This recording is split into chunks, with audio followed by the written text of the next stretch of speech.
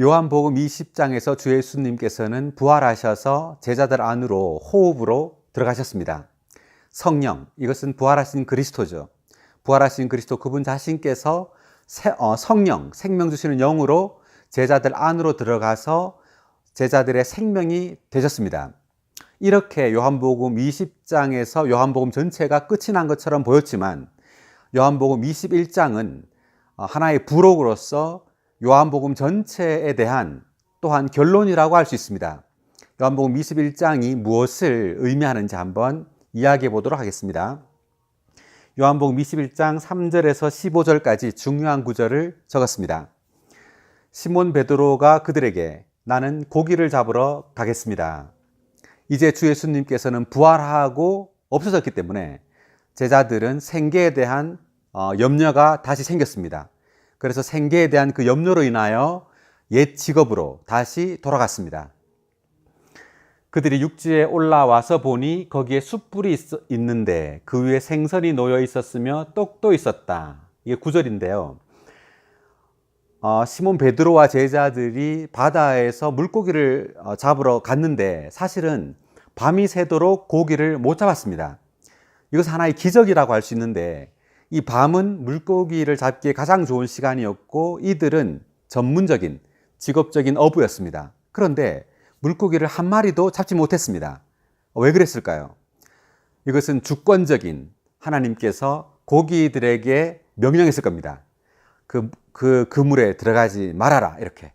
그렇지 않고서야 어떻게 고기를 한 마리도 못 잡을 수 있을까요? 그리고 주 예수님께서 바닷가에 서셔서 그 제자들에게 그물을 배 오른편으로 던지십시오라고 했을 때 던졌더니만 물고기가 너무 많아서 이 그물을 끌어올릴 수 없을 정도로 많이 잡았습니다. 이것은 주님께서 물고기들에게 그물로 들어가거라 라고 했을 겁니다. 주님의 그 주권적인 그 능력이죠. 그래서 물고기들은 그 그물 안으로 들어갔습니다. 그 물고기 숫자가 153마리라고 기록되어 있는데 어쨌든 이러한 기적, 물고기를 잡지 못한 기적, 그리고 또한 주님의 명령에 의해서 물고기를 그 안으로 들어가게 해서 물고기를 많이 또 잡은 기적, 이러한 기적을 통해서 주님은 주님께서 계시면 육지에서도 물고기가 있고 주님께서 안 계시면 바다에서도 물고기가 없다는 것을 또한 우리에게 보여줍니다. 여기 보니까 육지에 올라와 보니 거기 숯불이 있는데 생선과 떡이 있었다고 합니다. 주님은 이미 숯불을 피워놓고 그 위에 물고기와 그리고 떡을 굽고 있었습니다. 이것은 주님께서 계시면 육지에서도 물고기가 있다는 것을 우리에게 보여줍니다. 그러므로 우리는 주님께서 우리와 함께 하시기 때문에 어떤 생계에 대한 걱정을 할 필요가 없이 주님께서 우리의 모든 필요를 채워준다는 것을 믿고 이러한 안식 안에서 평안을 누려야 할 필요가 있습니다. 숯불. 자, 숯불이 의미하는 것은 요한복음 18장에서 베드로는 숯불을 쬐면서 예수님을 3번 부인했습니다. 요한복음 18장 읽어보면 거기 숯불이 나옵니다. 베드로가 그 하인들과 함께 숯불을 쬐면서 이 하녀들이 3번 주님을 아느냐고 물었을 때 3번 부인했던 것이죠.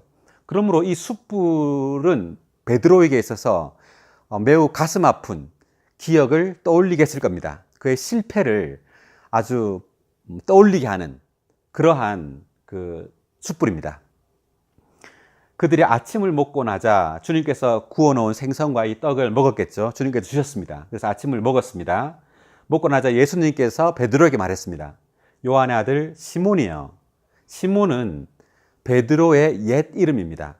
옛 이름이 시몬이었는데 요한복음 1장에서 주님이 이제 내가 너를 베드로라고 하겠다 이렇게 바꿨죠, 이름을. 그 베드로의 이름은 반석, 돌이라는 뜻입니다. 시몬이여, 이 사람들보다 그대가 나를 더 사랑하십니까? 이렇게 주님은 베드로에게 물었습니다. 왜냐하면 베드로가 요한복음 그 18장에서 모든 사람이 주님을 부인할지라도 나는 주님을 결코 부인하지 않겠다 이렇게 말했기 때문에 주님은 베드로여, 이 사람들보다 그대가 나를 더 사랑하십니까? 라고 물었습니다. 이것은 베드로에게 매우 가슴 아픈 질문입니다. 이렇게 베드로가 주님께 다른 사람이 부인할지라도 나는 부인하지 않겠다고 해놓고는 3번 부인했기 때문에 이 질문을 했을 때 베드로는 주님 그렇습니다. 내가 주님을 사랑하는 줄을 주님께서 아십니다. 여기에서 주님께서 아십니다라는 말의 의미는 베드로가 주님을 사랑하는 것은 사실입니다. 베드로는 주님을 사랑합니다. 그렇지만 주님께서 아십니다라는 말은 이제 베드로에게는 자신이 없다는 말입니다. 내가 주님을 사랑하지만 그런 상황이 닥쳤을 때 나는 주님을 부인할 수밖에 없는 존재입니다. 그러므로 내가 주님을 사랑하지만 나는 그 사랑을 이제 붙들을 수 없습니다. 주님께서 나를 붙잡아 주지 않는다면 내가 나의 믿음조차도 내가 붙잡을 수 없는 그러한 존재입니다. 라는 어떤 의미입니다. 주님께서 아십니다. 나는 모릅니다. 이런 뜻입니다. 예수님께서 그에게 말씀하셨다. 내 어린 양들을 먹이십시오. 이러한 말씀을 3번 반복해서 하십니다. 왜냐하면 베드로가 주님을 3번 부인했기 때문에 주님도 3번 묻고 3번 답하셨습니다. 이렇게 또 동일한 방식으로. 이것은 베드로에게 깊은 어떤 인상과 어떤 책임을 주었을 것입니다. 베드로가 주님을 3번 부인한 것을 베드로는 평생 잊지 못하는 그러한 일입니다. 이것을 주님은 더욱더 베드로에게 새기셨는데, 왜냐하면 이렇게 내 어린 양들을 먹이십시오. 목양. 주님께서 죽고 부활하신 이후에 주님은 이제 하늘에 속한 그리스도로서 하늘에 속한 목양을 하십니다. 우리가 주님을 믿고 난 다음에는 이제 매일매일 주님의 말씀과 그리고 기도와 그리고 성도들과 함께 모임으로 우리의 생명이 자라야 하죠. 그러므로 이제 믿고 난 이후에는, 거듭난 이후에는 목양이 굉장히 중요합니다. 우리가 주님을 믿고 주님의 생명으로 태어났지만, 하나님의 자녀가 되었지만 생명이 자라야 할 필요가 있습니다. 그래서 성숙에 이르러야 하죠. 성숙에 이를 때 주님은 우리와 결혼할 수 있게 됩니다. 요한계시록 19장에서 어린 양의 결혼잔치, 결혼날이 오게 되는데, 이때 신랑이신 그리스도와 신부인 우리가 결혼을 하게 됩니다. 이것은 생명이 성숙한 이들과만 주님은 결혼할 수 있기 때문입니다. 그래서 거듭난 이후에 이제 우리는 목양의 필요가 있게 됩니다. 우리가 주님을 믿고 이제 다른 이들을 목양할 때 우리는 반드시 우리 자신이 아무것도 아니라는 것을 깨달아야 합니다.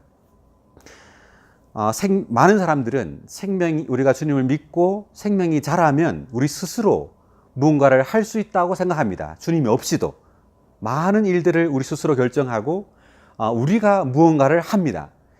그렇지만 그런 것이 아니라 우리의 생명이 자랄수록, 성숙할수록 더욱더 우리는 자신이 아무것도 아니라는 것을 더 깊이 깨달을 필요가 있습니다. 그리고 우리가 아무것도 아니고 아무것도 할 수 없기 때문에 더더욱 주님을 의지하게 되죠. 이것이 정상적인 생명의 성숙입니다. 그러므로 베드로는 이러한 3번의 실패를 통해서 자신이 아무것도 할 수 없다는, 아무것도 아니라는 것을 깊이 깨달았을 것이고, 이러한 깨달음을 통하여 베드로는 다른 사람을 목양할 수 있는 그러한 존재가 될 수 있습니다. 오직 실패만이 우리의 어떤 자기 확신을 처리할 수 있습니다. 주님은 베드로에게 가르치지 않았죠. 실패하게 했습니다. 어떤 환경을 통해서 실패할 수밖에 없는 그러한 환경을 주었죠. 그러한 환경 가운데 베드로는 철저하게 실패했습니다. 주님을 3번 부인했습니다. 그렇기 때문에 자기 확신, 자기에 대한 자랑, 이러한 것이 처리되기 위해서는 가르침이 아닌 실패가 필요합니다. 부서짐이 필요하죠. 이러한 수많은 부서짐과 실패를 통하여 우리는 우리 자신이 아무것도 아니라는 것을 깨닫게 되고, 그럴 때 다른 이들을 참되게, 겸손하게 목양할 수 있게 됩니다. 우리는 이러한 말씀을 통하여 우리 자신이 얼마나 아무것도 아닌 존재인지를 깨닫고 그러한 깨달음을 통하여 겸손하게 다른 이들을 목양할 수 있기를 바랍니다. 주님을 찬양합니다.